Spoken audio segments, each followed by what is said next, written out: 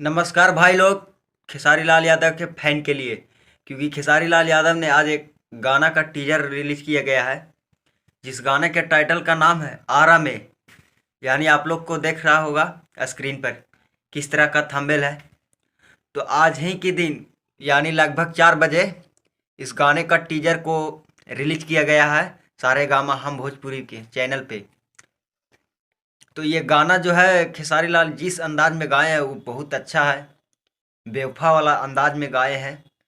तो आप लोग से निवेदन है, इस गाने को रिलीज करते के समय इस गाने को खूब सुनिए, खूब कमेंट कीजिए, खूब लाइक कीजिए, इसको ट्रेंडिंग में पहुंचाइए।